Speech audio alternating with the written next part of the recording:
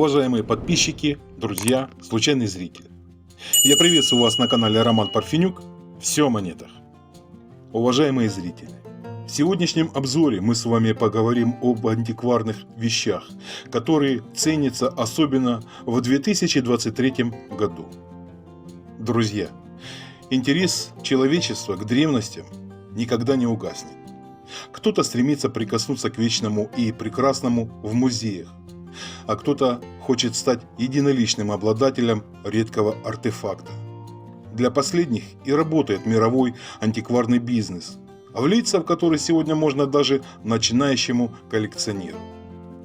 Какие старинные предметы ценятся выше всего, как стать антикваром, какими способами можно реально заработать, где искать ценные вещи и как отличить их от подделок. Я также рассмотрел целевую аудиторию антикварщиков, современные тенденции на рынках древностей. Я предлагаю вам ознакомиться с 10 старинными предметами, проданных на аукционах за заоблачные суммы. Открывает наш обзор ваза китайской династии Цин.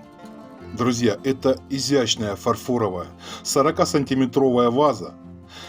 Самый дорогой артефакт, когда-либо проданный с молотка.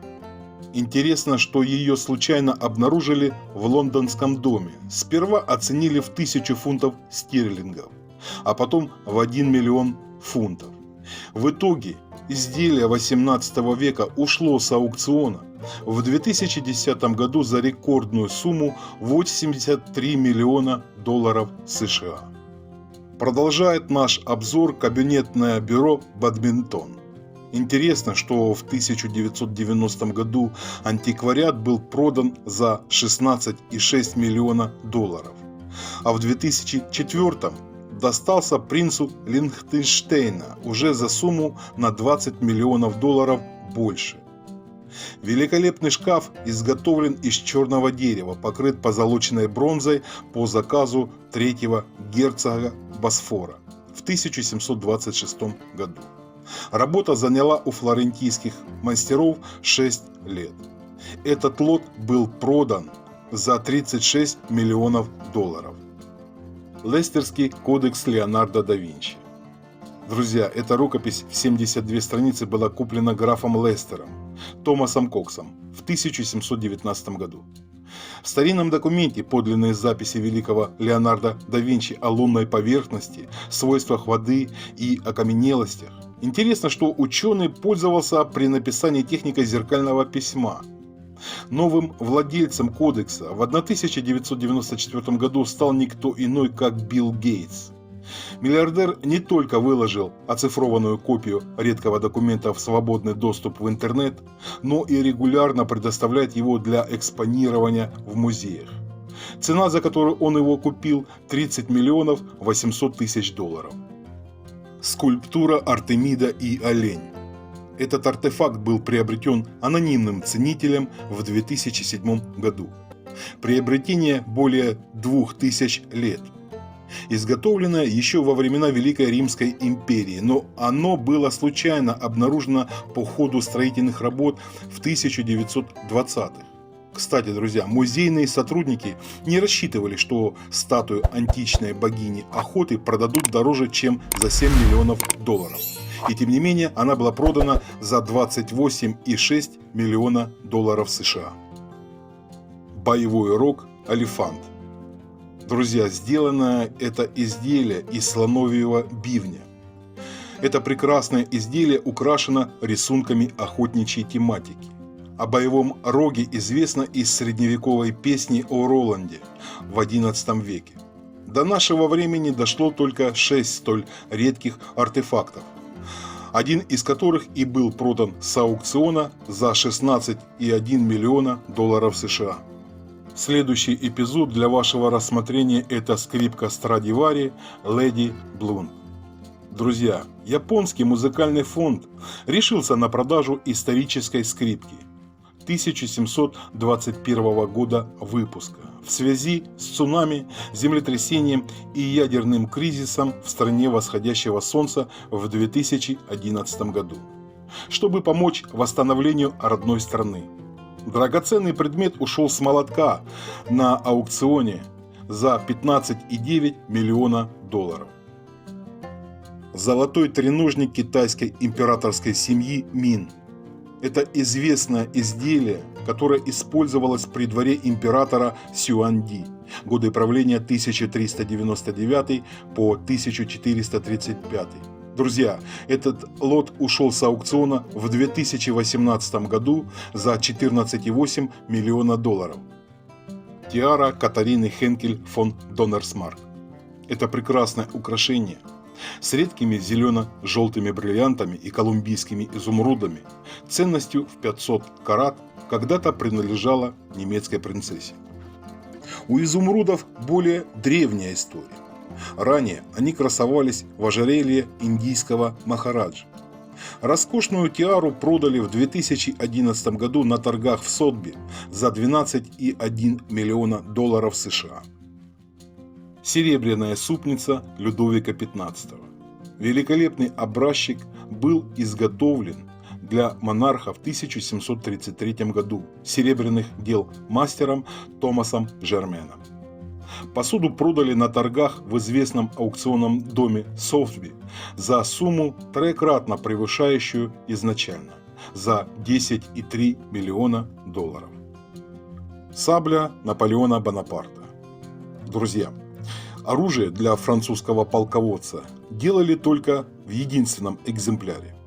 Эта славно инструктированная золотом сабля не стала исключением. Она была со своим владельцем на битве при Маренго, когда французы вытеснили австрийские полки из Италии в 1800 году. А в 1978 году уникальное оружие признали национальным достоянием Франции. В 2007 году оно было продано с молотка за 6,5 миллионов долларов.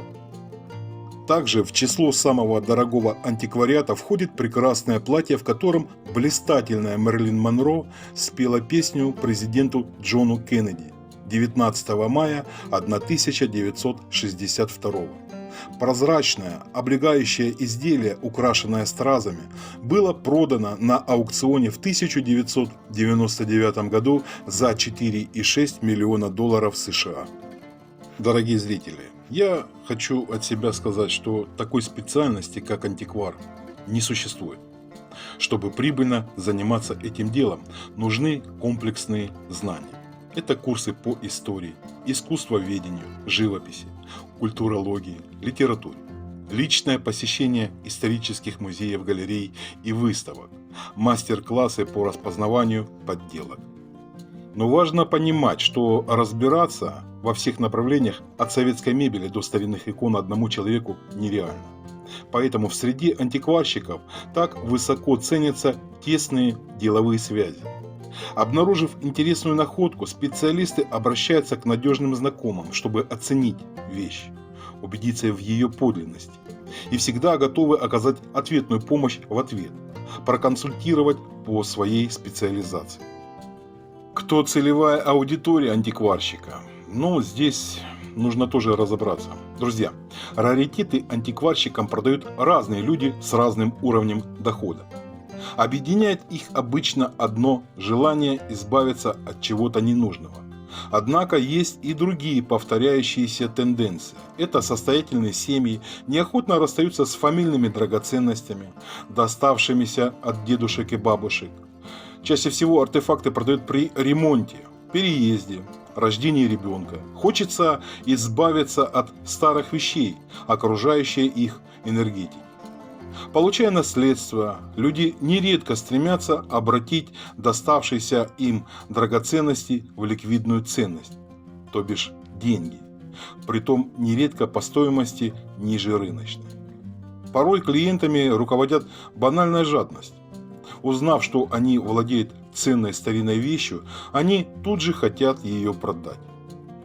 Самое интересное и сложное в антикварном бизнесе – это поиск редких ценных вещей. Сегодня очень здорово помогает интернет. Многие достойные предметы находятся и на онлайн-досках объявлений. Хорошо работает и сарафанное радио. Клиенты рассказывают про антикварщика друзьям и знакомым. Люди обращаются к бизнесмену с просьбой купить у них вещи, доставшиеся от предков. Главное здесь установить эмоциональную связь, чтобы заказчик не поленился показать вам свои антресоли, кладовку, хозпостройку на даче, где среди хлама нередко хранится нечто ценное. Всегда нужно быть готовым вступить в диалог со случайным попутчиком или прохожим. Доверившись вам, люди могут предложить купить у них действительно редкий артефакт. Как и в любой другой нише, на рынке древности есть своя мода и тренды. В 2022 году это были произведения позднего ар-деко, винтажная мебель 50-х годов, античные мотивы, произведения известных ювелиров, эклектика, декоративное искусство 20 века, минералы и окаменелости. Из моды вышли гигантские диваны с высокими спинками, старинные громоздкие буфеты, пианино, советский конструктивизм и ар-деко. Увеличение доли поддельного фарфора на рынке негативно сказалось на спросе на антикварные фарфоровые изделия, а массовое распространение доступных металлоискателей сыграло злую шутку с редкостями, которые можно найти в земле. Уважаемые зрители, на антикварном рынке есть сразу несколько верных способов заработка. Первый. Получайте прибыль на купле-продаже. Приобретайте старинную вещь у владельца подешевле, чтобы продать ценителю подороже. Второе. Займитесь поисками кладов. По международному законодательству все сокровища, добытые с судов, затонувших в мировом океане, целиком и полностью принадлежат тому, кто их поднял со дна. Разберите чердаки и кладовки своих знакомых. Как признаются сами антиквары, большую часть ценностей они находят среди ненужного хлама. Станьте экспертом по антиквариату. Здесь недостаточно поверхностной подготовки. Нужны глубокие знания истории, дизайна, археологии, геральдики, нумизматики, сфрагистики. В конце концов, выучитесь на оценщика. Финансист во вселенной антиквариата. Друзья, этот специалист способен максимально точно назвать рыночную цену артефакта. И еще один неочевидный способ – зарабатывать на реставрации ценных старинных предметов. Многие задаются вопросом, как рассчитать стоимость антикварных изделий. Друзья, как и везде, цена на рынке древности формируется самим рынком. Но и здесь наблюдается диссонанс. Нередко переоцененные вещи покупатели готовы буквально оторвать с руками, а действительно редкие образчики удается продать с огромным трудом.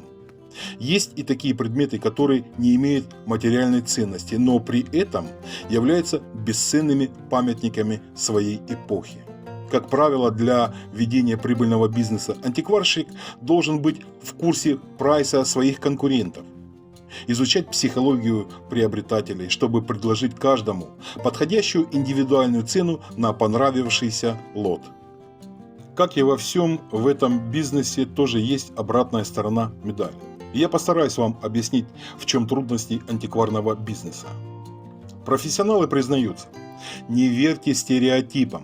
Влиться в антикварный бизнес несложно, а вот остаться в этом деле гораздо труднее. Друзья, ценные находки немыслимы без каждодневного, монотонного, терпеливого и скучного труда. Заработанные деньги необходимо постоянно возвращать в бизнес для покупки новых артефактов. Антиквариат – товар не первой необходимости, отчего в кризисную эпоху интерес к нему может снижаться до нуля. Аренда должного помещения под антикварный салон может стать серьезной статьей расходов. Не так просто подобрать и площадь для магазина. Ведь надо учитывать, что в нем будут храниться старинные ценные предметы. Вопрос с охраной и климат-контролем должен быть решен скрупулезно. Еще нужно понимать, что антикварное дело не предполагает быстрого обогащения.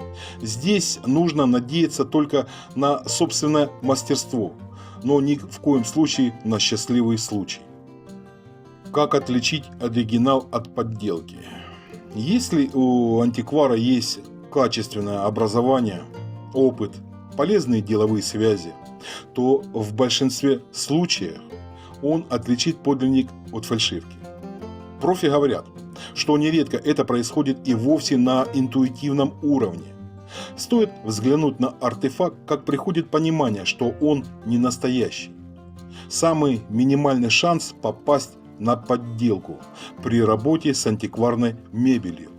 А самый высокий риск – столкнуться с мошенниками у тех, кто работает с иконами, живописью и фарфором. Сколько зарабатывают антикварщики? Друзья, средний чек различается в зависимости от направления, которым занимается бизнесмен.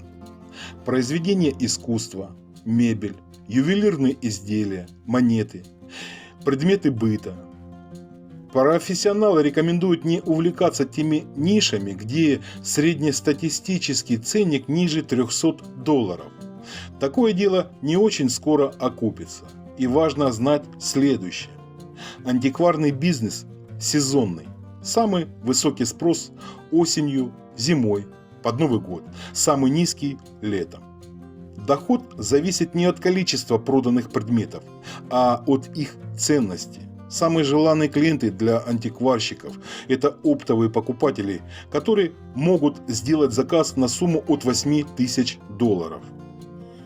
Среди самого ликвидного антиквариата в 2023 году можно выделить золотые монеты, монеты времен царской России, часы, статуэтки, подсвечники, ложки из драгоценных металлов без видимых повреждений, фарфоровые изделия в идеальном состоянии европейских, российских имперских заводов 18-19 веков, прижизненные издания классиков, первопечатные книги и рукописи, старинные фотоаппараты, телефоны, кассовые аппараты, граммофоны, радиоприемники, кассетные магнитофоны, изысканные вина. С редкими старинными вещами сегодня можно выйти на самые перспективные в 2023 году торговые платформы – маркетплейсы. Площадки могут потребовать от вас добровольную сертификацию или отказное письмо, подключение системы электронного документооборота, в сокращении ЭДО.